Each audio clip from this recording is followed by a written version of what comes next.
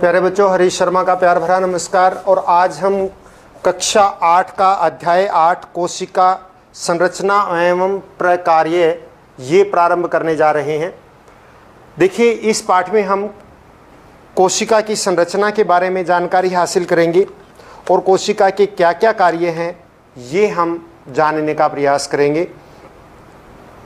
देखिए, कोशिका किस तरह से होती है। जिस तरह से एक बहुत बड़ी बिल्डिंग कितनी बड़ी हो, इमारतें कितनी बड़ी हों, किसी भी प्रकार की हों, सभी किससे बनी होती हैं। इमारतों में क्या होते हैं? कमरे। कमरों में क्या, कमरे किससे बने होते हैं? दीवारों से। और दीवार किससे बनी होती है? ईंटों से। कितना ही बड़ा भवन हो, एक मंजिल का हो, एक कमरा हो, बहुमंजिला हो, बहुत सारे कमरे हों, लेकिन सभी बने होंगे ईंटों से। ठीक उसी प्रकार से जीव कितना ही बड़ा हो, जीव किसी भी प्रकार का हो, पेड़ पौधे हों, जीव की बात कर रहा हूं मैं, प्राणी जगत की बात, प्राणी मात्र की बात कर रहा हूं। वो पेड़ पौधे हो सकते हैं, वो कोई जीव जंतु हो सकते हैं, सभी जो हैं कोशिकाओं से मिलकर बने होते हैं। जिस तरह से किसी भवन का आकार बड़ा या छोटा होने से ईंटों का आकार नहीं बदलता, ठीक उसी प्रकार से जंतु कितना ही बड़ा हो, कितना ही छोटा हो, पौधा कितना ही बड़ा हो, कितना ही छोटा हो, लगभग कोशिकाओं का आकार सामान्यतः एक जैसा ही होता है। लेकिन पौधों की जो कोशिकाएं हैं और जंतुओं की कोशिकाएं हैं वो अलग अलग प्रकार की होती हैं। कोशिका मतलब जिस तरह से ईंट निर्माण करती है किसी भवन का, ठीक उसी प्रकार से कोशिका जो है जीव का निर्माण करती है। सबसे पहले कोशिका के बारे में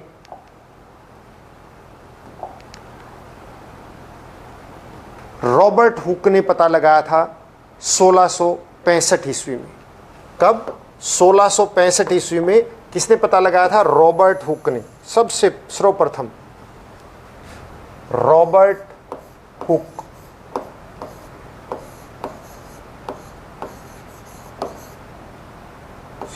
रॉबर्ट हुक ने सबसे पहले 1665 ईस्वी में कोशिका के बारे में पता लगाया था। उन्होंने कॉर्क सेल देखा था, कॉर्क की कोशिका। कॉर्क जैसे पौधे के ऊपर छाल होती है, उस छाल की को हम कॉर्क कहते हैं, और उस कोशिका को देखा था और वो इस प्रकार की कोशिकाएं उनको दिखाई दी थी। जो ये दिखाई दे रहा है आपको, ये कॉर्क की कोशिकाएं दिखाई दे रही हैं। तो इसमें हमारे पास सबसे पहले प्रश्न ये आया कि सबसे पहले कोशिका की खोज किसने खोजा था? कोशिका को, कोशिका की खोज किसने की? Robert Hooke. मैं दोबारा लिख देता हूं, रॉबर्ट हुक। कब की थी? 1665 ईस्वी में। और उसने कौन सी कोशिकाएं सबसे पहले देखी थी? कॉर्क की कोशिकाएं देखी थी। और ये कॉर्क की कोशिकाएं मृत कोशिकाएं होती हैं, पहले बता देता हूं। तो उन्होंने इन मृत कोशिकाओं को देखा था और उनका जो अपना सूक्ष्मदर्शी था, उस सूक्ष्मदर्शी की सहायता से उन्होंने पेड़ की छाल ली थी और उस छाल के अंदर उन कोशिकाओं को देखा था। उन्होंने कोशिका को देखते ही सबसे पहले ये बात कही थी कि कोशिकाएं जो हैं छोटे छोटे कमरों के आकार की हैं, छोटे छोटे आप ये कहिए कि कोष्ठ बने हुए हैं जिनकी दीवारें हैं। जैसे आप देखिए, ये एक मधुमक्खी के छत्ते को दिखाया है। इसमें जिस तरह से अलग अलग कोष्ठ बने हुए हैं और उनकी दीवारें हैं, ठीक कोशिकाएं उनको इसी प्रकार से दिखाई दी थी। तो उन्होंने यही कहा था कि कोशिकाएं जो हैं इस प्रकार से दिखाई देती हैं, जिसमें छोटे छोटे प्रकोष्ठ हैं और छोटे छोटे कोष्ठ और उनकी जो है दीवारें हैं, यानी बक्से के, एक बॉक्स के या एक छोटे से कमरे के आकार की तरह से होती हैं। जिस तरह से कमरे की दीवारें होती हैं, ठीक उसी तरह से या किसी बक्से की दीवारें होती हैं और एक छोटा सा बक्सा हो तो उस बक्से के आकार की तरह से कोशिकाएं होती हैं। रॉबर्ट हुक के जो मतलब उन्होंने जानकारी हासिल की, लगभग 150 वर्षों तक कोशिकाओं के बारे में खोज चलती रही, लेकिन बहुत कुछ ज़्यादा हमें जानने को प्राप्त नहीं हुआ। उसके बाद रॉबर्ट हुक के बाद जीवित कोशिकाएं भी देखी गई, और वो जीवित कोशिकाएं जो तालाब का जल होता है उसमें जो सूक्ष्म जीव होते हैं उनकी कोशिकाएं देखी गई थी। कोशिका जो है ये देखिए ऊपर ये दिखाई गई है, ये प्याज की झिल्ली की कोशिकाएं दिखाई गई हैं आपको। प्याज की झिल्ली में इसी प्रकार से कोशिकाएं होती हैं। आप अपनी कक्षा टीचर से कहकर इन कोशिकाओं को देख सकते हैं। प्याज की झिल्ली की कोशिकाएं बहुत ही आसानी से देखी जा सकती हैं। कोशिका जो है किसी भी जीव का, हर एक जीव, आप ये कह सकते हैं कि प्रत्येक जीव का जीवन जो है एक कोशिका से शुरू होता है। प्रत्येक जीव के अंदर कोशिका होती है, और सभी किसी भी जीव को जीवित रहने के लिए जो आवश्यक कार्य होते हैं वो सभी कोशिका के अंदर होते हैं। इसलिए कोशिका को हम जीवन की कार्यात्मक इकाई कहते हैं।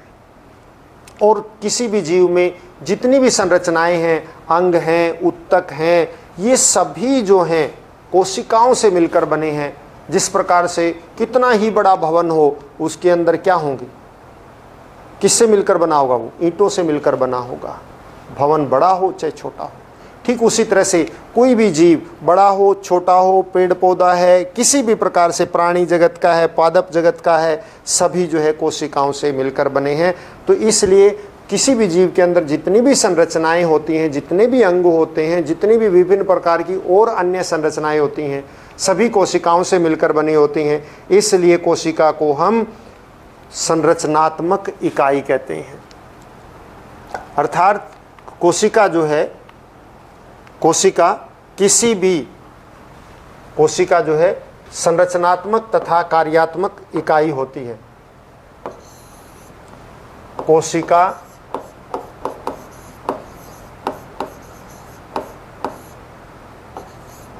जीव की या जीवन की कह दीजिए, जीवन की कार्यात्मक इकाई, क्योंकि सभी कार्य इसी के अंदर होते हैं। और किसी भी जीव में जितनी भी संरचनाएं होती हैं वो भी कोशिकाओं से मिलकर बनी होती है। तो इसलिए हम पूर्ण रूप से ये कह सकते हैं कि कोशिका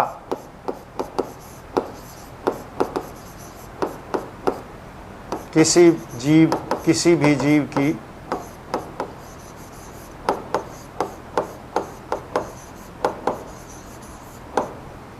संरचनात्मक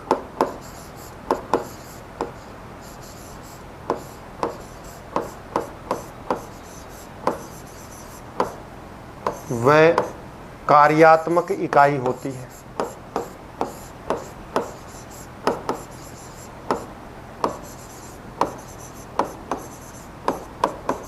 क्योंकि जीवन, किसी भी जीव में जितनी भी संरचनाएं होती हैं, जितने भी अंग होते हैं, जो भी भाग होते हैं, सभी कोशिकाओं से मिलकर बने होते हैं। और उसको जीवित रखने के लिए जितने भी आवश्यक कार्य हैं वो भी सभी कोशिका के अंदर होते हैं। आपने कोशिकाएं जो है प्याज की झिल्ली की हो सकता है, कुछ बच्चों ने देखी हो। एक कोशिका सबने देख रखी है, ऐसी बात नहीं कि किसी ने प्याज की झिल्ली की इकाई नहीं देखी तो कोशिका देखी ही नहीं। आपने सभी ने कोशिका देख रखी है। आपने किसी भी पक्षी का अंडा देखा है, या छिपकली का अंडा देखा है, या कोई और अंडा देखा है आपने। अंडा एक कोशिका है, लेकिन ये ऐसी कोशिका है जिसके बाहर से एक सख्त, हार्ड, कठोर कवर होता है और उसके अंदर कोशिका बंद होती है। मुर्गी का अंडा लगभग सभी ने देखा है, वो एक जीवित कोशिका है, एक कोशिका है वो। तो इस प्रकार से कोशिकाओं का आकार अलग अलग हो सकता है। आपने देखे हैं अलग अलग पक्षियों के अंडों का आकार अलग होता है। छिपकली के अंडे किसी ने देखे होंगे, बहुत छोटे छोटे होते हैं। तो इस प्रकार से, और मुर्गी का अंडा काफ़ी बड़ा होता है।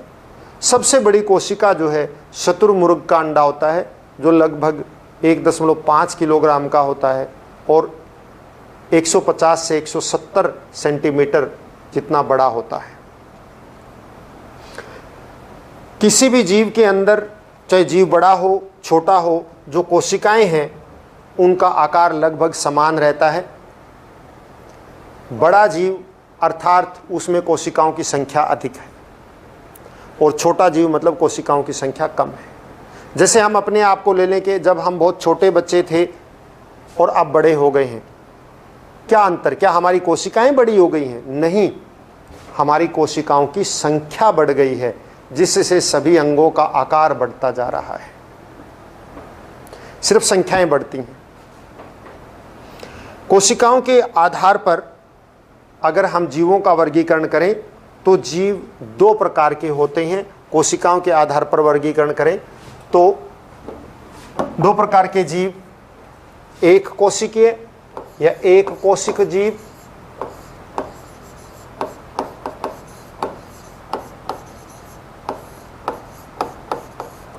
और दूसरे बहुकोशिक जीव।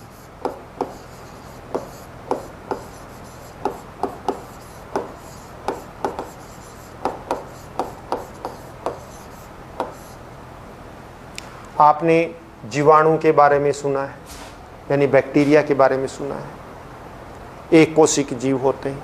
अमीबा का नाम सुना होगा, एक कोशिक जीव है। और ऐसे जीव तो एक कोशिक यानी जिसमें एक ही कोशिका होती है।